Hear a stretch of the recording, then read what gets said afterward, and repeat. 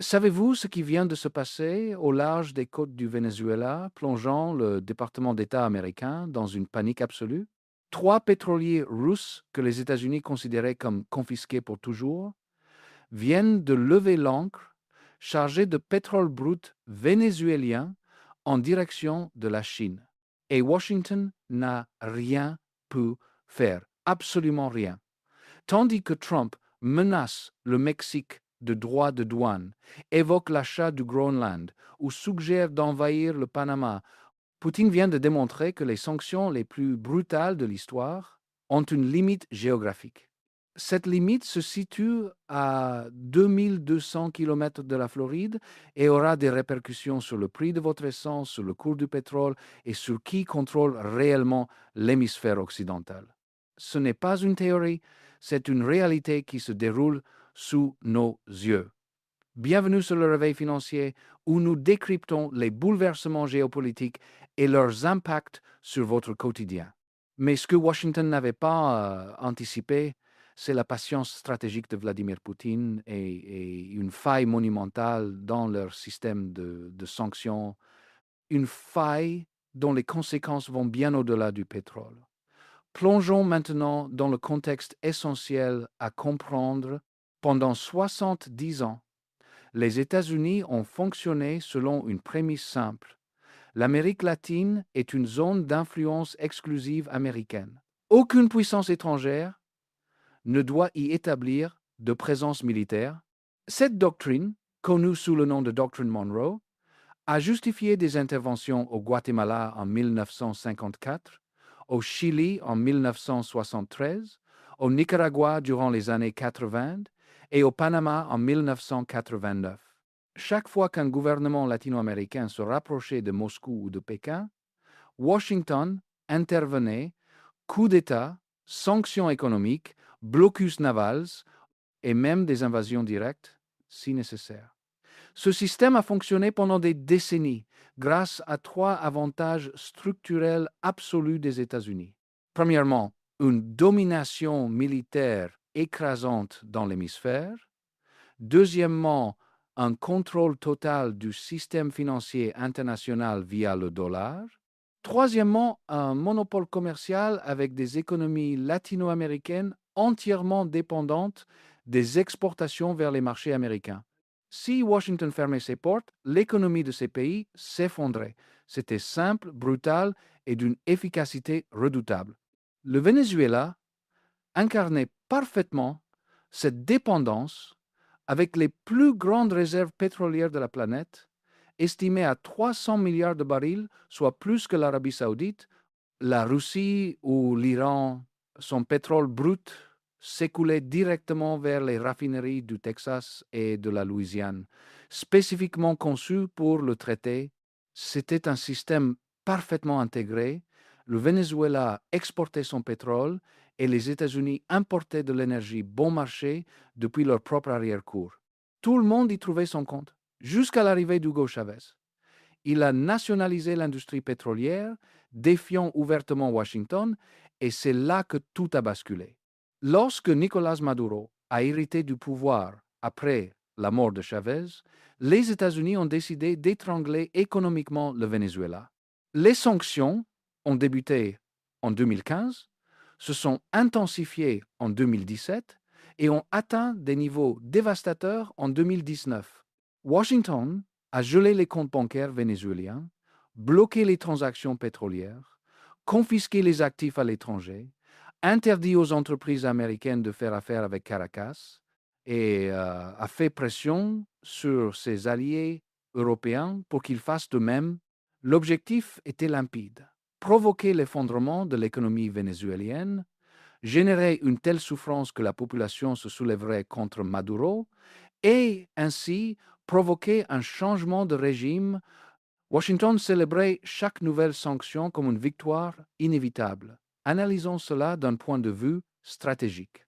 Les sanctions fonctionnent lorsque le pays sanctionné n'a pas d'alternative commerciale viable, lorsqu'il dépend totalement du système financier occidental et lorsqu'il n'a pas d'alliés prêts à absorber les coûts liés au commerce en dehors des règles américaines. Le Venezuela remplissait deux de ces trois critères. Ils dépendaient du système financier occidental et n'avaient pas de diversification commerciale significative. Cependant, ils possédaient quelque chose que Washington avait complètement sous-estimé, du pétrole dont la Russie et la Chine avaient besoin, et une position géographique que Moscou jugeait stratégiquement inestimable. Voyons ce que Poutine a fait lorsque Washington a fermé toutes les portes. Rosneft, le géant pétrolier contrôlé par le Kremlin, est entré au Venezuela en 2016. Ils ont envoyé des techniciens russes lorsque les entreprises occidentales évacuaient. Ils ont fourni des pièces de rechange lorsque les sanctions bloquaient les importations. Ils ont apporté des financements lorsque les banques occidentales coupaient le crédit. Et surtout, ils ont envoyé des pétroliers pour transporter le brut que personne d'autre ne voulait toucher. Permettez-moi de vous expliquer le mécanisme économique en jeu. Le Venezuela avait désespérément besoin de liquidités pour maintenir son gouvernement à flot, mais ne pouvait pas vendre son pétrole en dollars, car les sanctions bloquaient les transactions. Caracas a alors proposé un accord à la Russie, des prêts remboursés en pétrole à des prix réduits. Moscou prêtait 1 milliard de dollars et le Venezuela remboursait ce prêt avec du brut évalué 30% en dessous du prix du marché. La Russie revendait ensuite ce pétrole en Asie avec un profit significatif. L'intégralité de ce circuit opérait en roubles et en yuan, complètement en dehors du système du dollar. C'était une stratégie brillante du point de vue de Moscou, euh, pour trois raisons concrètes. Premièrement, des gains économiques immédiats en achetant à bas prix et en revendant cher. Deuxièmement, l'établissement d'une présence militaire dans les Caraïbes, juste en face des côtes américaines. Troisièmement, la démonstration mondiale qu'il existe des alternatives viables au système financier dominé par Washington. Ce troisième point est le plus important géopolitiquement. Poutine construisait un message pour l'Afrique, l'Asie et le Moyen-Orient. Si les États-Unis vous sanctionnent, nous ne vous abandonnerons pas. Nous avons le capital, la technologie, les marchés, et nous ne vous demanderons pas de changer votre gouvernement. Ce message a eu un écho puissant dans des dizaines de pays qui observaient avec anxiété Washington utiliser de plus en plus fréquemment les sanctions économiques comme une arme politique. De son côté, l'administration Trump, lors de son premier mandat, a décidé d'intensifier la pression. En 2019, ils ont imposé des sanctions directes contre Rosneft, gelé les actifs de dirigeants russes, bloqué les transactions bancaires et menacé de sanctions secondaires toute entreprise transportant du pétrole vénézuélien. Les navires russes opérant dans les Caraïbes se sont retrouvés pratiquement immobilisés. Ils ne pouvaient pas charger sans que les banques ne traitent les paiements. Ils ne pouvaient pas se rendre dans les ports occidentaux sans risquer la confiscation. Washington a célébré une nouvelle victoire, persuadé que le pétrole vénézuélien était bloqué, la Russie contenue et que Maduro tomberait bientôt. Mais ils se sont complètement trompés et voici le point crucial. Ce qu'ils n'avaient pas calculé, c'était la patience stratégique de Vladimir Poutine. Moscou n'a pas cherché à forcer la situation. Ils n'ont pas escaladé militairement. Ils ont simplement attendu. Ils ont étudié chaque détail des sanctions américaines pendant plus d'un an, identifié les failles juridiques, construit des réseaux financiers alternatifs utilisant des banques chinoises et russes, sans exposition au système occidental, et ont attendu le moment parfait pour avancer leurs pions. Ce moment est arrivé en décembre 2025, lorsque Trump est revenu à la Maison-Blanche avec un agenda complètement dispersé. Considérons les 3 premières semaines de janvier 2026. Trump a menacé le Mexique de droits de douane de 25%. Il a menacé le Canada en suggérant son annexion comme 51 États. Il a parlé d'acheter le Groenland au Danemark, a suggéré de récupérer militairement le canal de Panama, a évoqué de possibles actions contre l'Iran et a relancé les tensions commerciales avec la Chine. Trop de fronts ouverts simultanément, une dispersion stratégique excessive. Poutine a vu cette fenêtre d'opportunité et a agi avec une précision chirurgicale. Fin décembre, 3 pétroliers russes ancrés près des côtes vénézuéliennes ont commencé à se déplacer. Ils ont chargé du pétrole brut lourd vénézuélien et ont mis le cap sur des ports chinois. Tout s'est déroulé en 72 heures. Au moment où le département d'État a réagi, les navires étaient déjà dans les eaux internationales, protégés par des escortes navales russes. Mettez-vous à la place des responsables américains. Ils avaient imposé les sanctions les plus sévères de l'histoire, célébré chaque confiscation comme une démonstration de leur puissance et présumé que ces actifs étaient définitivement perdus pour Moscou. Et soudain, en 3 jours, Poutine récupère ses navires, les charge de pétrole et les envoie en Chine, tandis qu'ils observent, complètement impuissants, quelles options s'offrent à Washington. Analysons froidement chacune d'entre elles. Option 1, imposer davantage de sanctions. Mais les sanctions existantes ont déjà été évitées avec succès. Davantage de sanctions seraient inutiles, car le système parallèle est déjà opérationnel. Option 2, faire pression sur la Chine pour qu'elle refuse le pétrole. Mais Pékin a déjà clairement indiqué qu'il ignorait les exigences américaines concernant ses décisions énergétiques souveraines. Option 3, intercepter militairement les navires. Cela signifierait une confrontation directe avec la Russie. Personne au Pentagone ne souhaite risquer une escalade nucléaire pour des pétroliers. En conséquence, Washington a fait exactement la seule chose qu'il pouvait faire, rien, car il n'y avait aucune option viable sur la table. Cela signifie que Poutine vient de démontrer quelque chose de fondamental sur la puissance américaine. En 2026, elle a des limites géographiques, des limites économiques, et ces limites sont plus proches de Miami que Washington ne veut l'admettre. Ceci étant dit, je dois être absolument clair sur un point crucial. Je ne suis pas en train de romantiser Vladimir Poutine en le présentant comme un héros anti-impérialiste. La Russie a ses propres intérêts impériaux brutalement clairs. Elle a commis des atrocités documentées en Ukraine, opère un gouvernement autoritaire avec une répression systématique de la dissidence et viole constamment les droits de l'homme. Ses motivations au Venezuela ne relèvent pas de la solidarité anti-impérialiste, mais d'un calcul stratégique froid, l'accès à des ressources énergétiques bon marché, la projection de sa puissance militaire dans les Caraïbes et la construction d'alliances qui défient l'hégémonie américaine pour son propre bénéfice. De même, je ne suis pas en train de célébrer le régime de Maduro. Le Venezuela, sous son gouvernement, a connu un effondrement économique catastrophique. Des millions de personnes ont émigré, l'inflation a atteint des niveaux hyperinflationnistes, il y a une répression politique documentée, une corruption endémique et une grave crise humanitaire qui a causé des souffrances massives à la population vénézuélienne. Ce que j'affirme, c'est que le système de sanctions américaines révèle des fissures structurelles fondamentales et que ces fissures ont des conséquences géopolitiques qui vont remodeler l'hémisphère occidental dans les années à venir. Ce n'est pas une opinion, mais une conclusion basée sur les preuves empiriques de ce que nous venons d'observer. Passons maintenant aux chiffres concrets qui révèlent l'ampleur de ce changement. La production pétrolière vénézuélienne était tombée de près de 3 millions de barils par jour en 2013 à moins de 700 000 en 2021, un effondrement de 76%.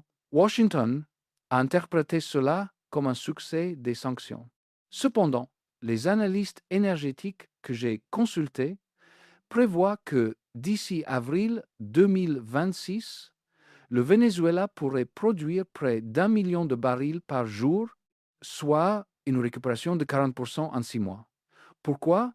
Parce que le retour des navires russes signifie que ce pétrole a des acheteurs garantis sur les marchés asiatiques. La Chine a besoin d'énergie. L'Inde a besoin d'énergie.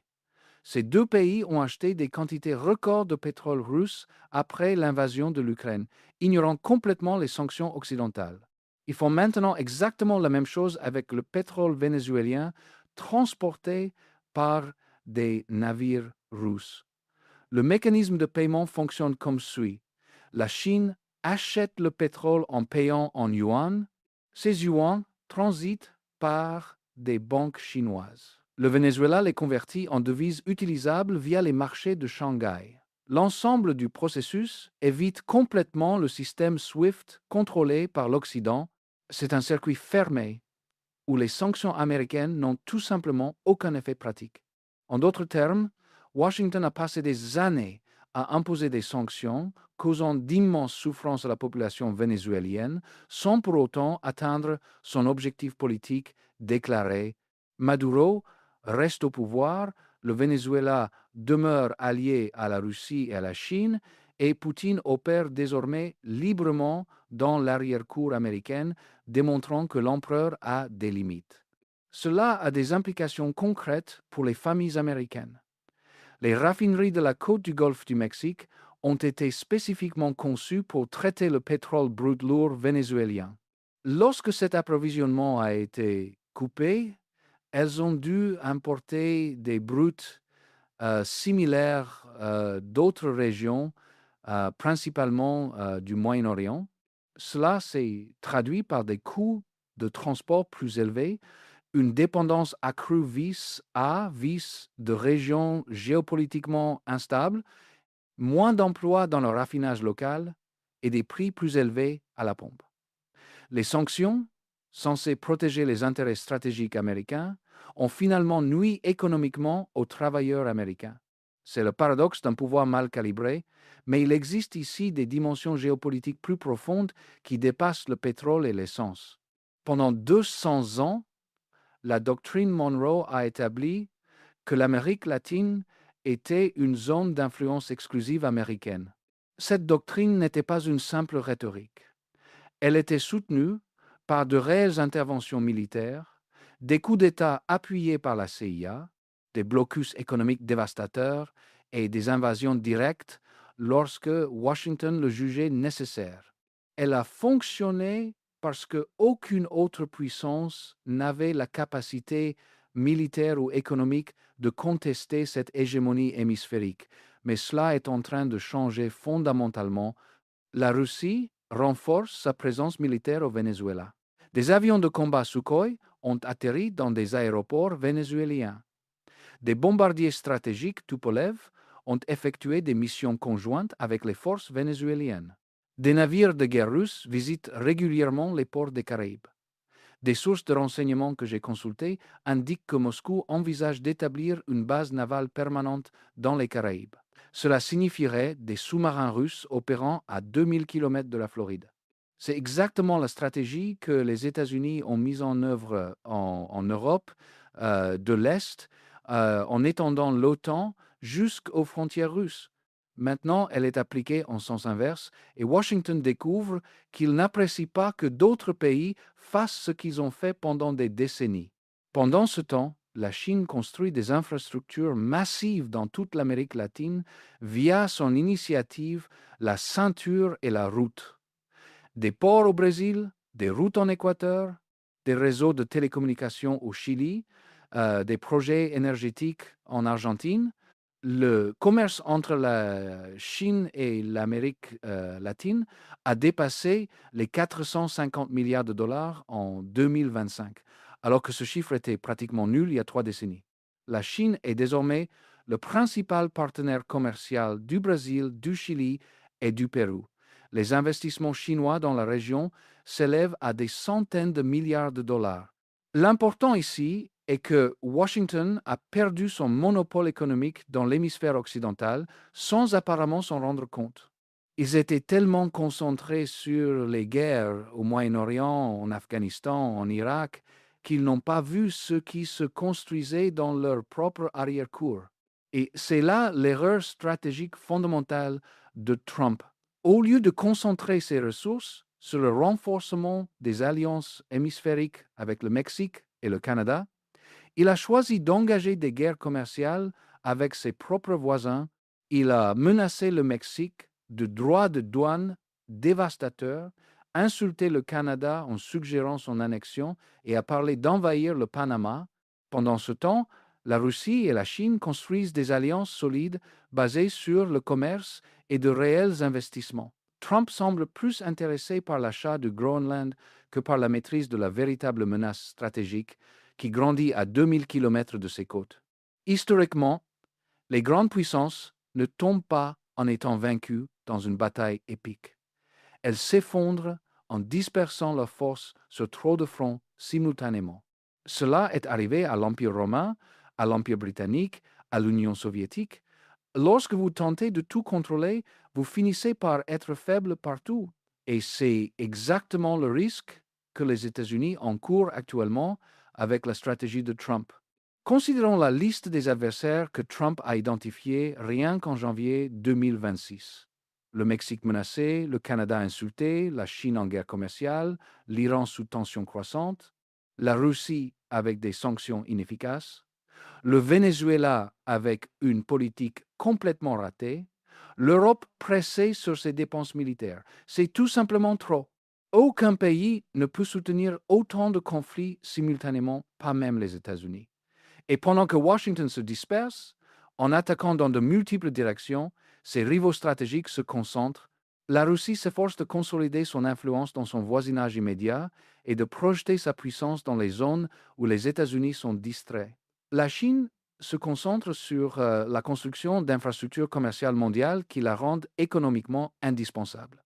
Ces deux pays coordonnent de plus en plus leur stratégie pour maximiser les coûts pour les États-Unis. D'un autre point de vue, analysons les trois scénarios les plus probables pour les 6 prochains mois. Premier scénario, Trump tente d'escalader avec davantage de sanctions. Probabilité estimée 40%. Cela ne fonctionnera pas car les sanctions existantes ont déjà été évitées avec succès.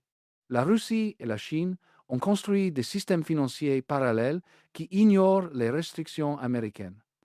Davantage de sanctions seraient comme ajouter des cadenas à une porte déjà défoncée. Le message mondial serait celui de la faiblesse, non de la force. Chaque sanction inefficace érode davantage la crédibilité de la puissance américaine. Deuxième scénario, Washington tente une action militaire directe. Probabilité estimée 10%. C'est hautement improbable car cela impliquerait une confrontation avec la Russie. Poutine a explicitement établi que le Venezuela est une ligne rouge stratégique pour Moscou. Toute attaque américaine contre les intérêts russes y serait proportionnellement ripostée. Personne au Pentagone ne veut risquer une escalade qui pourrait mener à un conflit entre puissances nucléaires. Les coûts dépasseraient tout bénéfice concevable. Troisième scénario. Les États-Unis acceptent tacitement la nouvelle réalité géopolitique. Probabilité estimée 50%. C'est le scénario le plus probable. Washington reconnaît implicitement que la Russie a une présence permanente dans les Caraïbes, que le Venezuela commerce librement avec la Chine et la Russie, que les sanctions économiques ne fonctionnent plus comme une arme définitive et que la doctrine Monroe, après 200 ans, est effectivement morte. Ce serait une défaite stratégique, historique, mais c'est peut être la seule option réaliste. Un ancien fonctionnaire du département d'État m'a confirmé qu'il existe un sentiment croissant d'impuissance à Washington concernant l'Amérique latine. Pendant des décennies, ils ont pu façonner la région selon leur volonté. Cette ère est terminée et personne n'a de stratégie claire sur ce qu'il faut faire. Mais la vérité la plus profonde est la suivante. Le pouvoir mondial n'est pas permanent. L'histoire est remplie d'empires qui se croyaient invincibles et se sont effondrés de manière inattendue. L'Espagne a dominé le monde pendant un siècle, contrôlant des territoires sur 4 continents. Aujourd'hui, c'est une puissance moyenne avec une influence limitée.